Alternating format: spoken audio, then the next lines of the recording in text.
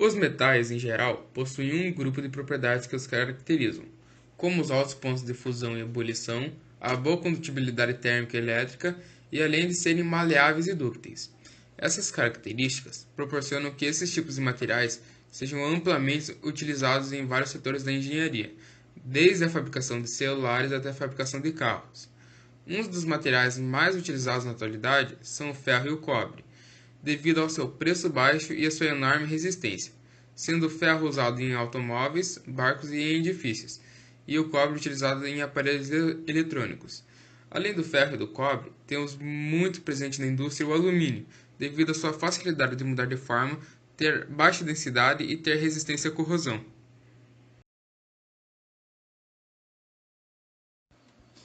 Estação 1.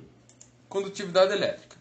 Nessa estação, utilizamos um medidor para medir a condutividade elétrica dessas substâncias presentes no experimento. A unidade que se mede a condutividade elétrica é o Siemens. A condutividade elétrica é uma propriedade que surge a partir da presença de elétrons ou íons livres, que permite que um material, a partir da movimentação dessas partículas, gere a chamada corrente elétrica. Com isso, podemos mensurar a condutividade elétrica, pela unidade de medida chamada Siemens, como citado anteriormente, que inclusive possui uma fórmula matemática, mas para esse caso utilizou-se um medidor. Como consequência disso, obteve-se a seguinte sequência crescente: sulfato férrico 221 Siemens, sulfato de cobre 507 Siemens, sulfato de zinco 580 Siemens, sulfato ferroso 632 Siemens, nitrato de níquel 1004 Siemens, cloreto de alumínio 1487 Siemens.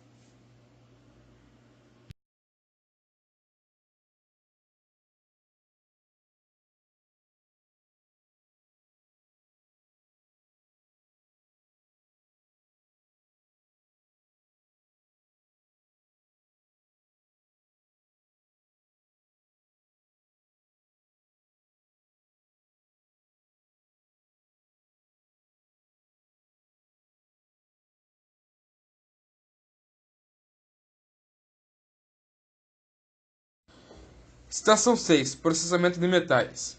Na estação a seguir, friccionamos uma lixa na parte superior da latinha, até que essa região se descole do resto do material. Como a lata sofre um processo de recravação para que seja possível acoplar a tampa, por meio do atrito entre a lixa e o metal, acontece uma fadiga do material nessa região, fazendo com que essa situação ocorra.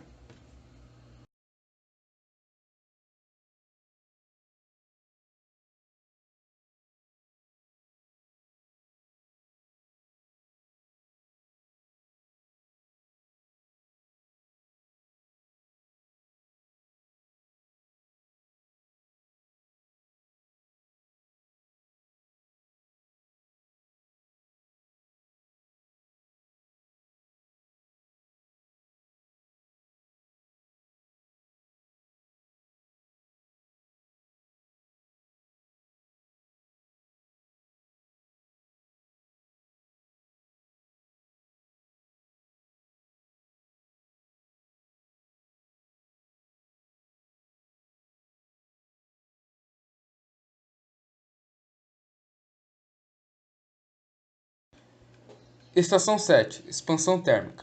Levando em conta o que fundamenta a condutividade térmica, que é o movimento vibratório no átomo, que faz com que aumente-se o volume ocupado pelo metal, ao fazer o aquecimento do alumínio no bico de Bunsen, faz com que o material se expanda e com isso o diâmetro do furo também aumenta, possibilitando inclusive que a esfera metálica passe com facilidade, procedimento que deve ser feito com agilidade para que o alumínio não retorne ao volume de origem durante o lançamento da esfera.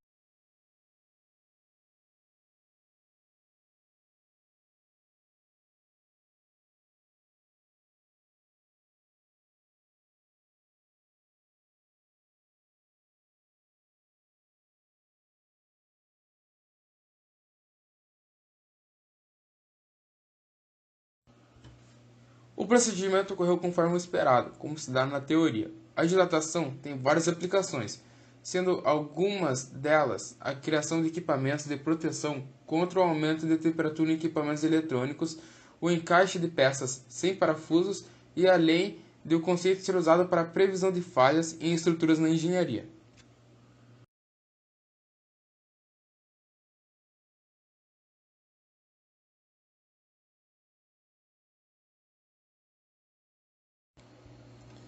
Estação 8. Fadiga de metais. Quando o material é deformado, acontece o que é denominado de fadiga, que se dá pela ruptura de algum componente na estrutura metálica, iniciando com uma pequena trinca que se amplia, levando isso ao caso do clips. Uma vez modelando e tirando de sua forma inicial, é impossível fazê-lo retornar à modelagem inicial, mesmo que se tente. As fissuras, ainda que pequenas, impossibilitam esse efeito.